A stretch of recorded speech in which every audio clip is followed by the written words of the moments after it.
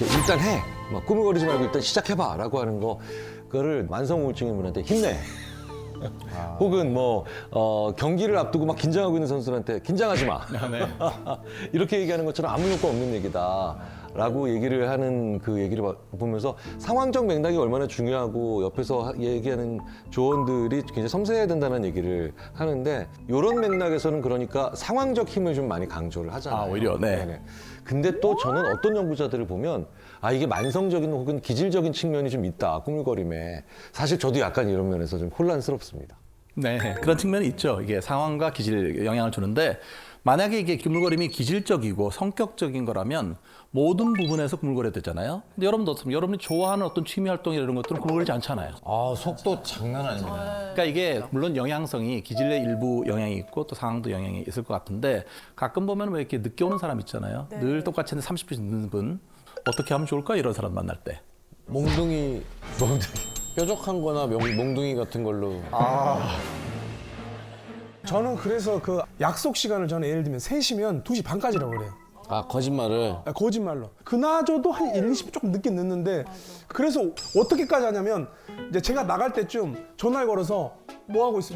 이제 지금 머리 감으면 2호선 타고 어떻게 돌아와? 그러니까 오히려 제가 그 사람의 그 행동 반경까지도 그 시간에 맞추려고 하는 약간 그런 수준까지 가게 되더라고요. 신경을 많이 써야 된단 말이죠. 네네. 신경을 많이 써야 될 그런. 실제로 그분이 혹시 30이 넘었습니까?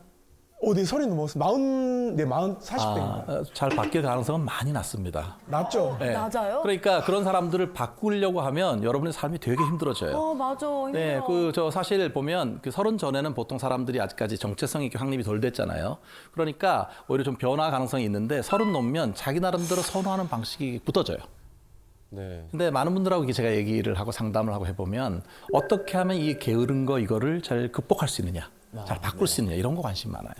그래서 보통 이제 뭐 시중에 여러 가지 좋은 제안들이 되게 많잖아요. 이 책 보고 저 책 보고 너튜브 보고 이걸 하는데 안 되면 나중에 어떻게 되냐면 상당히 실망을 해요.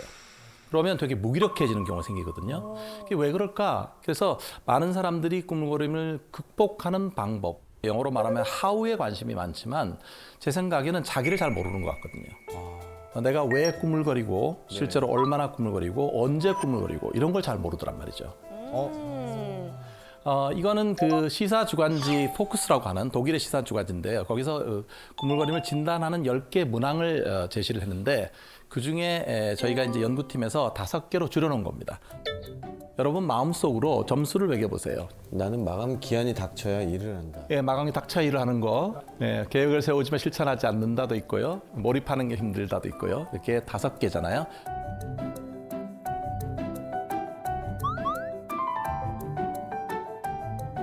나 1번 4, 1번 4.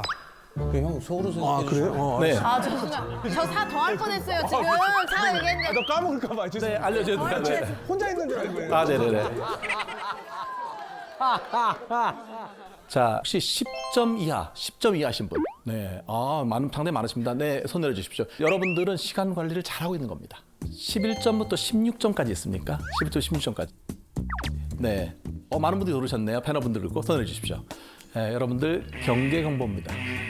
경계. 지금 일이 많으신 거예요. 일이 많으시기 때문에 중요한 일들이 조금씩 어떤 일들은 조금씩 밀릴 수 있다는 거예요. 경계경보입니다. 사실 그거는 정말 일을 많이 하다 보면 일종의 멀티태스킹을 많이 하다 보면 그럴 수가 있어요. 혹시 17점 이상 있습니까? 와, 귀한 분들. 생각보다 많습니다. 오늘 여러분. 여러분 공습경보입니다. 17점 이상이신 분들, 이런 분들은 조금 습관적으로 일이 밀리고 있는 겁니다. 만약에 사춘기 자녀분들 같은 경우에 17점 이상인 경우는 이때는 조금 학습 상담이나 이런 걸 하시면 좋아요. 실제 시간 관리 스킬 배우는 것도 필요하고요. 아직까지 계산 못 하신 분이 계시는데, 이건. 네, 그러신가요? 이건 몇 점일까요? 계속 합치고 있어서 네네네. 저 따로 문자로 보고 드릴게요. 네네, 문자로 주시고요. 네. 실제로 언제 꾸물거릴까? 이것도 사람마다 다양한 개인차가 존재한답니다. 그 피터 골위처라고 하는 학자가 사람들이 꾸물거리는 단계를 크게 5개로 나눴습니다. 저 보시면 계획 단계에서 미루는 사람이 있고요. 두 번째는 계획은 세웠지만 일을 막상 시작을 안 하는 착수 단계에서 일을 미루는 사람이 있고요. 사실 가장 많은 빈도는 여기에 있습니다. 그럼 세 번째는 일을 시작하긴 했는데 지속적으로 잘 못하는 사람이 있는 거예요. 예, 이런 분들은 보면 그 컴퓨터 같은 거 작업할 때도 보면 작업 표시줄에 많이 띄워놓고 또 이것도 보고 저것도 보고 이런 분들이 많거든요. 그러다 보면 지속이 안 되는 게 있고요. 네. 그다음에 어떤 분들은 지속해서 잘 하긴 했는데 마지막에 완수해서 끝내는 걸 못해요. 그리고 마지막 5단계는 실제 이 과정을 거친 다음에 스스로를 평가하는 단계가 있는데요. 우리는 되게 어떻게 평가할까요? 또 망했어. 이번 생에는 또 망했어. 이렇게 되는 거죠. 주로 후회하는 그런 거가 되게 많습니다. 근데 여러분 이걸 보시면은 이 중에서 보통 우리가 시작이 반이다 이런 말이 있죠. 네. 저는 오늘부터 그 말을 좀 바꿔야 된다고 봅니다. 어? 시작이 반이다라는 말은 시작의 중요성을 알리는 거니까 충분히 이해가 되는데 저는 이렇게 말씀드리고 싶어요. 시작은 92%이다. 그게 왜냐하면 실제로 이렇게 실험을 해보면요. 1주차 때 어떤 일을 해야 될 일이 있어요. 근데 이걸 1주차째 일을 안 한 거예요. 그러면 다음 주에 그 일을 실제로 할 확률이 얼마나 될까? 처음에 좀 미룬 사람이 두 번째 주에 그 일을 할 확률은 8%밖에 안 됩니다. 실제로 92% 사람은 일을 미루고 나서 그 일을 안 한다는 얘기예요, 다음 주에. 와, 높다. 그렇기 때문에 시작이 반이 아니라 시작은 90% 이상이다. 이렇게 생각하셔야 돼요. 여러분도 잘 시작해 주실 거죠? 네. 예, 대답하시는 데는 전혀 구물거리지 않으시네요. 그게 뭔가 이 꾸물거리는데도 여러 가지 유형들이 존재를 해요. 이렇게 중요한데 왜 그럼 이렇게 미루는 일이 생길까? 아마도 이런 분들은 현실 감각은 좀 없는 거예요. 그러니까 이 정도 하면 되겠지라고 생각하는 거잖아요. 이런 사람들을 보통 비현실적인 낙관주의라고 합니다. 그러니까 낙천적인 사람들은 사실은 좋은 거예요. 왜냐하면 미래에 대해서 긍정적인 생각을 갖고 있으니까. 그런데 현실감이 없어도 정말 없는 분들이 있어요. 예, 이런 분들은 사실 좀 착각 속에 사는데 되게 긍정적인 착각이 커요. 그게 뭐냐 하면 나는 남보다 더 좋은 일이 많이 생길 것 같아요. 비현실적인 소망 같은 걸 많이 가지는 분들이에요. 뭐 이런 얘기 하는 분도 있어요. 벼락치기 하면 이 3일은 싹 가능하겠다. 이렇게 얘기하는 거예요. 싹 가능. 아니, 이거 각이 나오지. 이렇게 생각해서 요거 보니까 뭐 자료 정리만 하면 되는구나. 이렇게 생각하는 거예요. 근데 이렇게 비현실적인 낙관주의자들이 주로 많이 사용하는 단어가 있어요. 뭐예요? 그게 뭐냐면 어쩌면 아마도 뭐뭐 할 때쯤 이런 말을 많이 사용합니다. 실제로 여러분 어떻습니까? 혹시 그 용명 씨 괜찮으시면 저하고 이렇게 좀 친구 사이에 약속 정하는 그런 상황에 대해서 같이 좀 대화를 좀 나눠볼까요? 예. 동갑 몇 년생이시죠? 두 분. 네.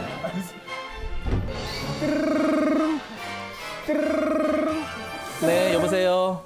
동기야, 우리 내일 한 12시쯤에 한 만날까? 뭐 아마 12시 뭐 괜찮지 않을까? 12시쯤 아마 괜찮을 거야. 야, 근데 점심 먹기 애매하지 않나? 뭐 그렇게 뭐 어떻게 생각하면 또 그렇게 생각할 수도 있겠네. 점심은 좀 애매할 수도 있어. 누군지 기억났어. 너무 애매한데?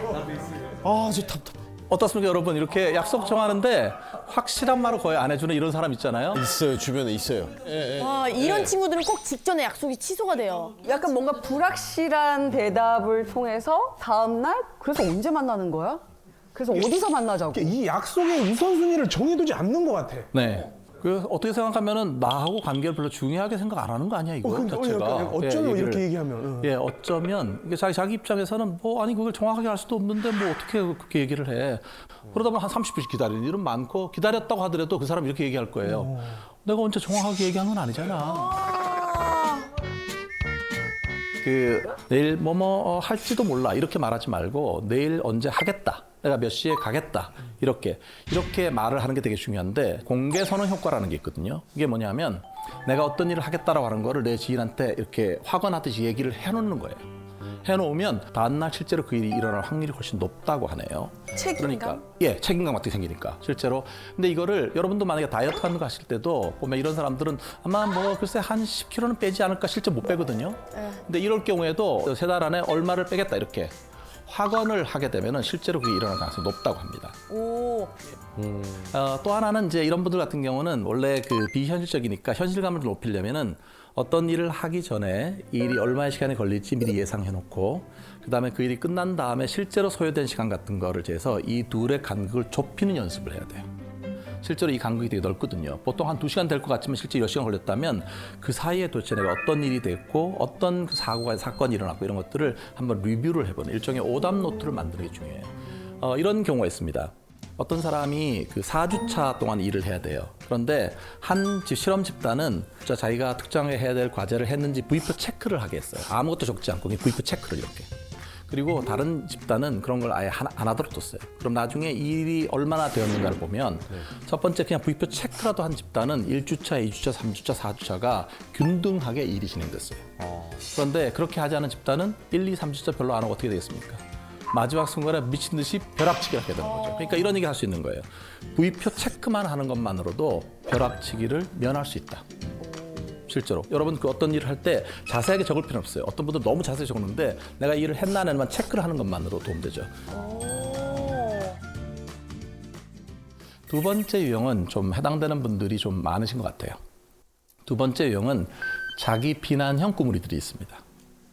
어떤 학생은 전교 2등이에요. 전교 2등이면 행복하지 얘기했더니 행복하지 않대요. 전교 1등과 비교했을 때 나는 열등하다는 거예요. 그래서 다음번에는 전교 1등이 됐어요. 이번엔 행복하겠다 박수 이렇게 얘기했더니 행복하지 않대요. 자기 학교가 8학군이 아니래요. 그러니까 이게 자기 비난이라고 하는 거가 한번 돌기 시작하면 되게 자책감을 갖게 되고 그러면 되게 우울해지잖아요. 사람이 우울해지면은 무기력해지고 그렇게 되면 해야 될 일이 있음에도 불구하고 이걸 안 하는 거예요.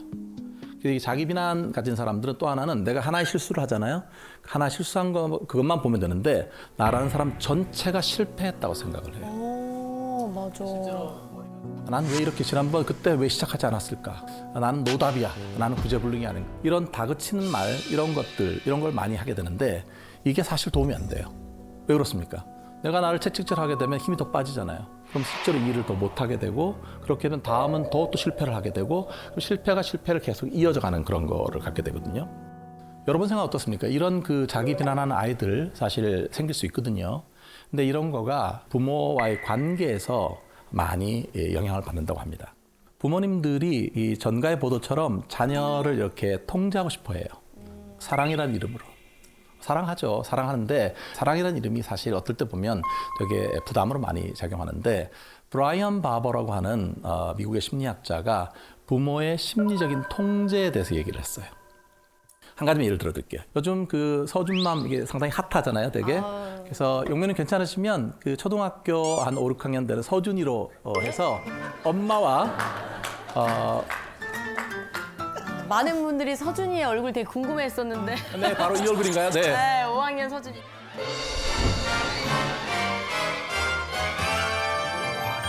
엄마 힘들지? 엄마 내가 커피 타줄까? 뭐 하던 대로 하지 진짜.